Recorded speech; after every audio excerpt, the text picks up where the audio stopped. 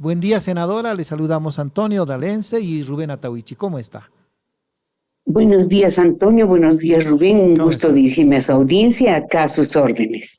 A ver, la semana pasada nosotros nos habíamos propuesto un título hipotético en una de nuestras notas, en sentido de que la Asamblea estaba inmovilizada por intervención de otros órganos del Estado y también por fisuras internas en las fuerzas políticas y las mismas divergencias entre una y otra fuerza política. ¿Qué criterio tiene de esto? Porque hay tres ejemplos, por ejemplo, senadora, tres ejemplos. La ley de elecciones judiciales, que este año se han desahuciado, la ley de regulación de las interpelaciones y lo último, la ley contra la impunidad de delitos sexuales. ¿Qué criterio tiene, senadora? Buen día. Bueno, en realidad yo le diría a usted que más allá de las tres leyes que usted ha nombrado, estamos en un problema muy delicado en la Asamblea Legislativa, ¿no? Este quiebre que ha habido en el MAS prácticamente ha ocasionado, yo diría, la paralización de nuestras actividades. Últimamente nos estamos limitando a hacer declaraciones camarales, minutas de comunicación, peticiones de informe, etcétera, pero nuestra actividad legislativa ha sido prácticamente paralizada. ¿Por qué?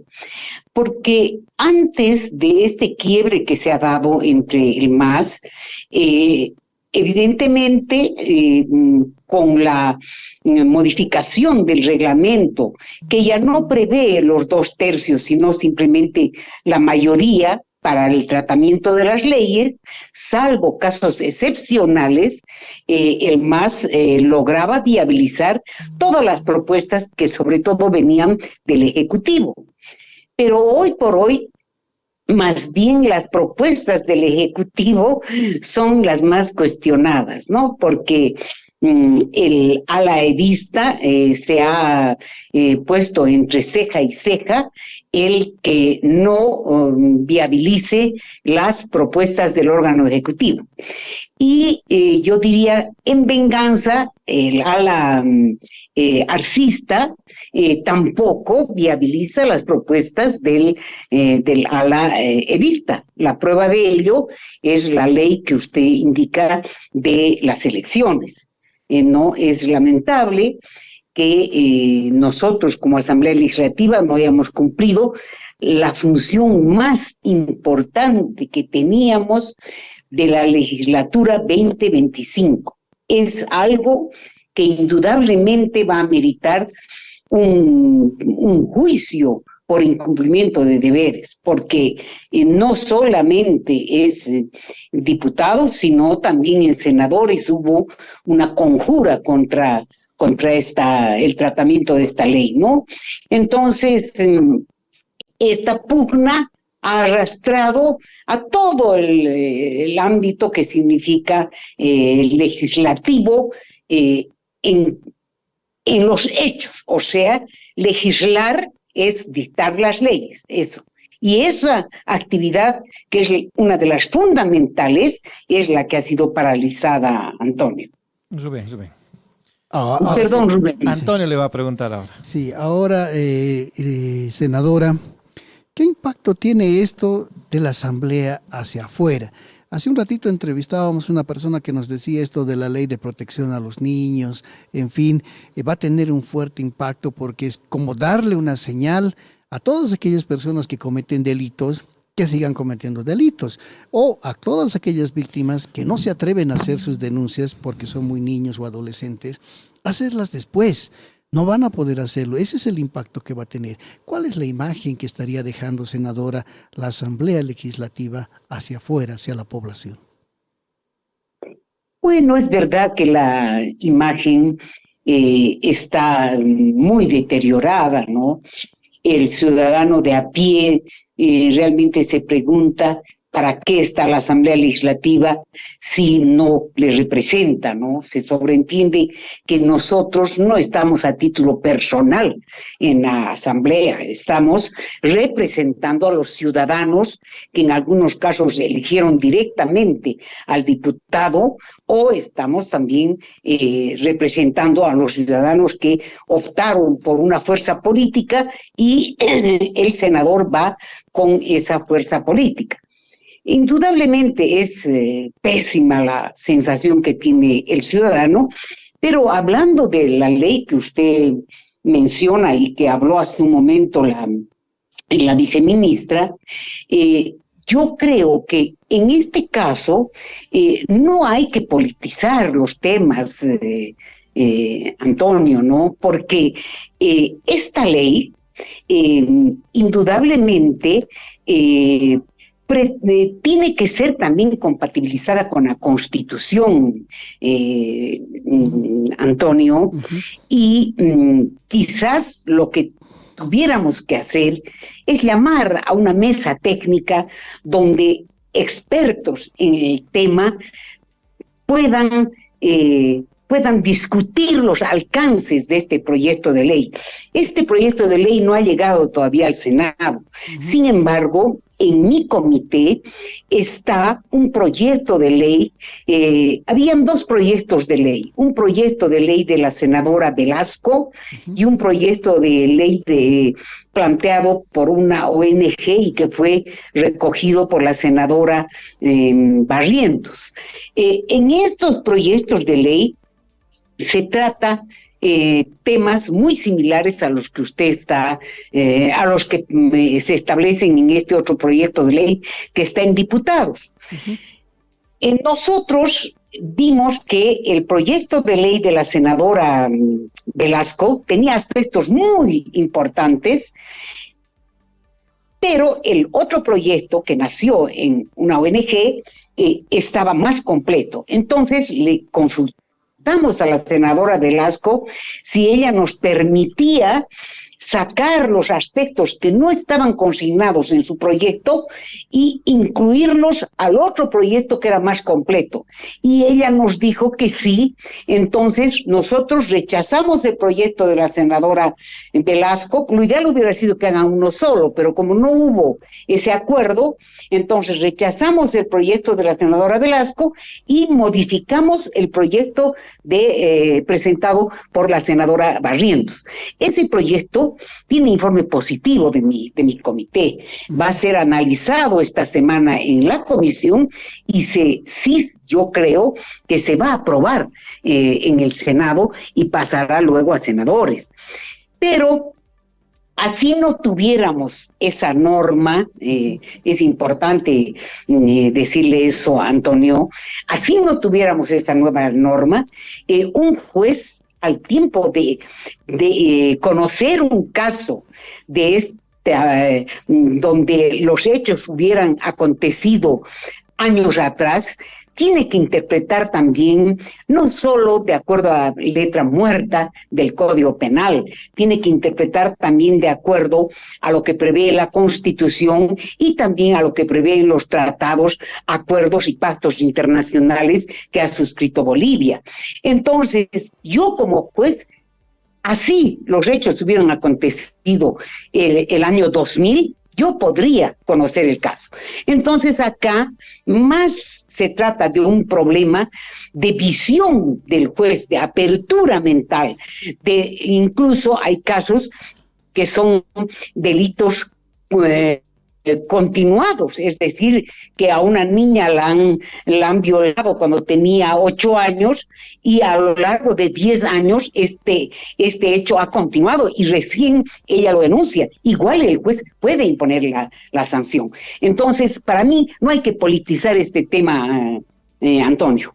Ahora sí, cambiando de tema, siempre en relación a las actividades de la Asamblea Legislativa, el Tribunal Supremo Electoral ya ha desahuciado elecciones judiciales este año, o senadora. Nosotros también lo habíamos considerado así, tomando en cuenta que no hay plazos ya posibles como para desarrollar estas elecciones. En este momento, la Cámara de Diputados tiene todavía esperando consultas de varias instituciones del Estado, 7 en total, habíamos contado nosotros, 3 del órgano ejecutivo, los 3 tribunales, el agroambiental, el judicial y más el Consejo de la Judicatura y el Tribunal Electoral. Ya se ha perdido mucho tiempo, estamos supeditados los bolivianos y la Asamblea Legislativa a depender de otros órganos del Estado. ¿No cree usted que se está incumpliendo ya la Constitución, el mandato de llevar a cabo elecciones judiciales, senadora?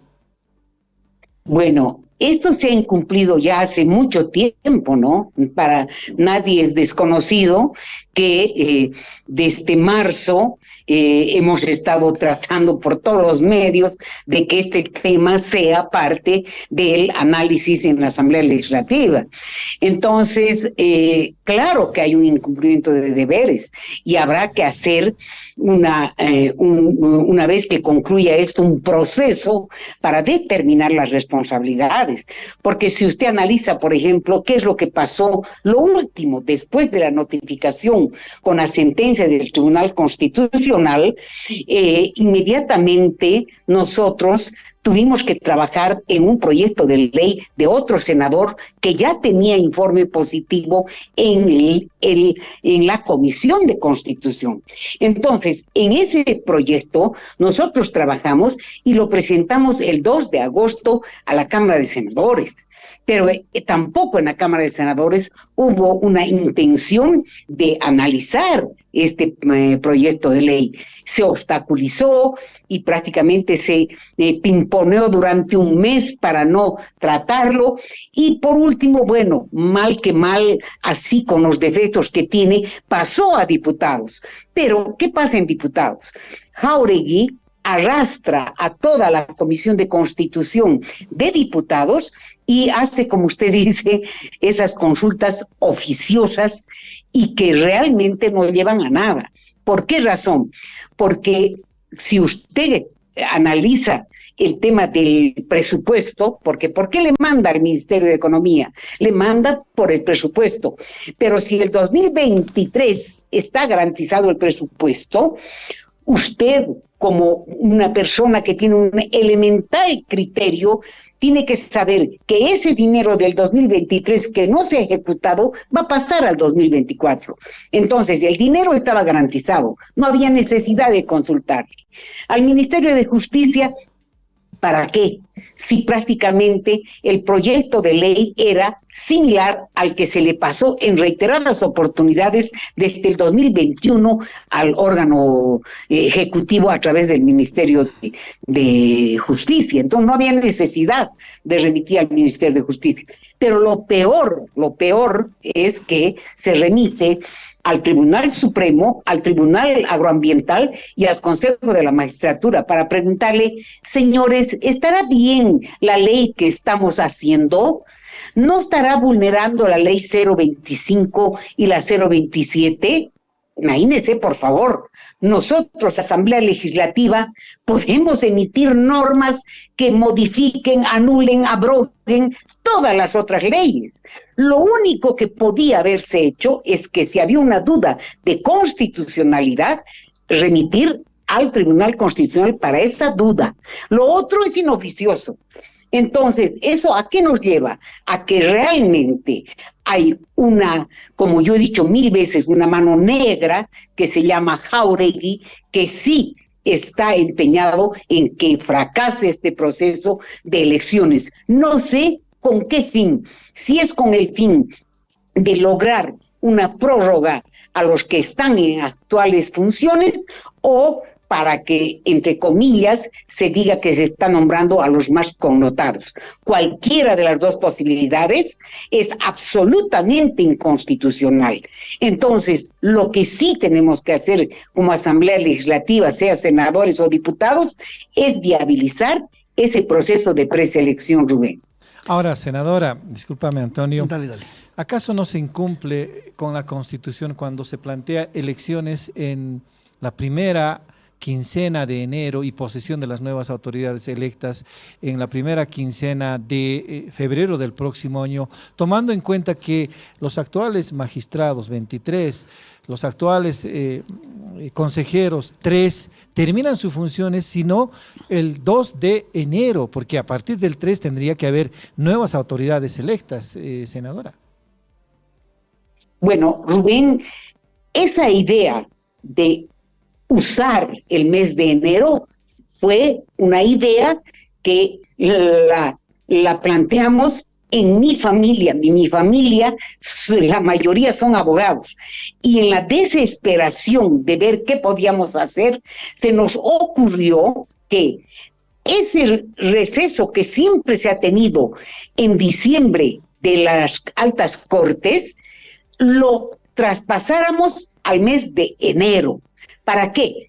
Primero, para que los tribunales de cierre puedan en el mes de diciembre poner más o menos al día sus despachos, primero. Y segundo, ¿para qué?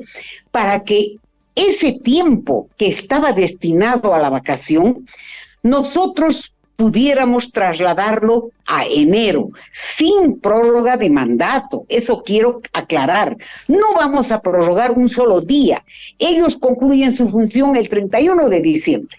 Pero ese periodo que originalmente lo tomábamos como vacación, serviría para viabilizar el proceso de elecciones. Eso no está contra la Constitución. ¿Y por qué, Rubén? Porque la Constitución habla de que el mandato durará 6 años, es decir, que el 31 de diciembre termina su mandato. Pero nosotros vamos a tomarnos esos días de enero para poder terminar el proceso de las elecciones judiciales, Rubén. Ahora, senadora, pero por cómo van las cosas, ni siquiera va a ser enero, ¿sí? Vamos a tener nomás que llevarnos un tiempo más. Y el Tribunal Supremo Electoral dijo que son 90 días o 90 días mínimo. Entonces, incluso con los plazos ya ahora que tenemos, ya no podemos contar con enero, senadora. Nos vamos a tener que ir hasta febrero o quién sabe cuándo. Entonces, puede haber colisión con el con censo. El mismo censo que está programado para el 23 de marzo. ¿Qué opina sobre esto, senadora? Bueno, realmente esa situación es diferente, Antonio, ¿no? Porque esos 20 días de enero, sí podríamos jugar con esos 20 días de enero, pero irnos más allá prácticamente ya es imposible. ¿Por qué razón? Porque ahí usted entraría en un vacío de poder. Incluso, imagínese usted, la MAE es el presidente del Tribunal Supremo para la Justicia Ordinaria. Él es el que viabiliza, por ejemplo, que los dineros vayan a determinado lugar, etcétera. Entraríamos prácticamente en un caos, ¿no? Claro. Entonces, por esa razón es que yo insto a los diputados, insto al presidente de la Cámara de Diputados a que este tema, con respuesta o sin respuesta, se trate en la Cámara de Diputados. Y también es importante, aunque ustedes no lo han anotado, quizás pensaban hacerlo para más después, el tema de la consulta que el presidente del Tribunal Supremo ha realizado al Tribunal Constitucional. Ese tema también es muy delicado. Claro, porque seguramente el Tribunal Constitucional no va a hacer cosa diferente a la resolución de la acción abstracta del diputado Ayala cuando se dio todo el tiempo. En esto hay que también señalarlo, senadora, todos los órganos han hecho los esfuerzos, entre comillas, de prolongar los plazos. El Tribunal Constitucional se ha dado el tiempo exacto que le permite la ley procedimental para absolver una acción abstracta. Cuando hubo el fallo del Tribunal Constitucional el 31 de julio, se ha creado una comisión que ha fracasado, pero la Cámara de Senadores también se ha dado su tiempo hasta finalmente aprobar la ley el 31 de agosto. Ahora le toca a la Cámara de Diputados, le tocó a la Cámara de Diputados igual esperar hasta decidir las consultas. Mira, pues a eso también estamos llegando, senadora. El Tribunal Supremo de Justicia está permitiendo que el Tribunal Constitucional se dé todo el tiempo necesario para absolver esa consulta. Todos tienen su parte aquí, senadora. Indudablemente, ¿no? Este es un cúmulo de responsabilidades que llevan a ese objeto, que no se den las elecciones judiciales, ¿no? Entonces, si usted analiza esa consulta que ha remitido el presidente del Tribunal Supremo, tiene que hacerse un análisis jurídico y los alcances de esa atribución que tiene el presidente del Tribunal Supremo. Según la normativa, el Código Procesal Constitucional, la Constitución, la ley del Tribunal Constitucional, el órgano judicial, a través del presidente del Tribunal Supremo, está legitimado para hacer consultas cuando el proyecto de ley tiene que ver con el ámbito judicial de administrar justicia. Entonces, en este caso, esta ley no es una ley que tenga que ver con administración de justicia, es una ley operativa de viabilizar simplemente una preselección.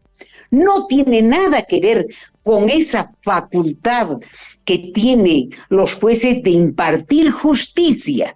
Aquí no estamos modificando un código, no estamos modificando las atribuciones del Tribunal Supremo, no. Aquí simplemente estamos rayando la cancha para ver cómo vamos a preseleccionar y cómo se vaya a llevar a cabo el proceso de elecciones en el órgano electoral.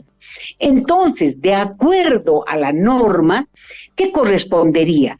Que la comisión de admisión del Tribunal Constitucional rechace, elimine esa consulta porque no tiene esa facultad el presidente del Tribunal Supremo.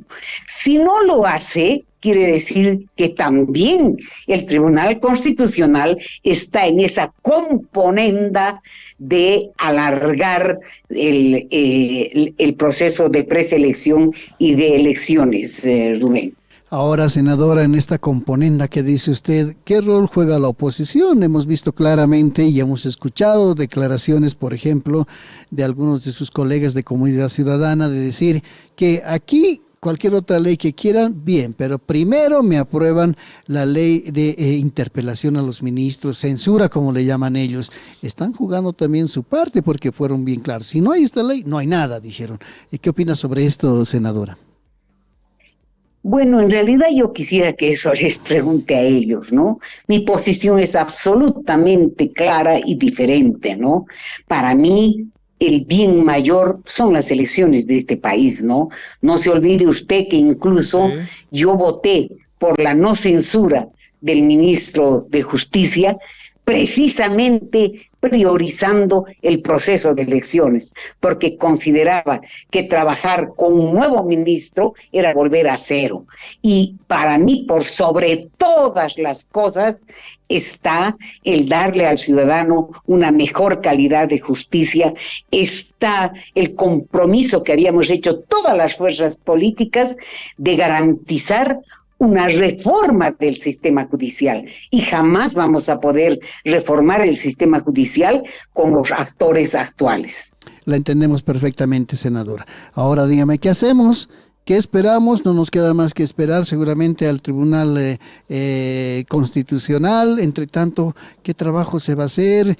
¿Qué futuro nos espera con relación a las elecciones judiciales, senadora? Bueno, en realidad yo lo único que digo es que la solución en este momento está en manos de la Cámara de Diputados y ni siquiera se ha admitido esa acción, esa consulta que ha presentado el presidente del Tribunal Supremo, En consecuencia, si hay una voluntad política, el presidente de diputados debería convocar a una sesión donde en definitiva, con informe de la comisión o sin informe de la comisión, se pase a analizar ese proyecto de ley. ¿Y por qué le digo con o sin?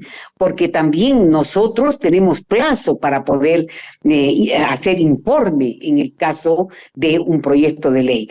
Y el informe del órgano ejecutivo o de los otros que ha remitido la Comisión de Constitución no es condición para que no se analice la ley. No se trata de que estaríamos vulnerando el procedimiento. Tenemos cientos de leyes que se han tratado, incluso que se han promulgado, que se han sancionado sin necesidad del informe de ningún actor externo a la Asamblea Legislativa.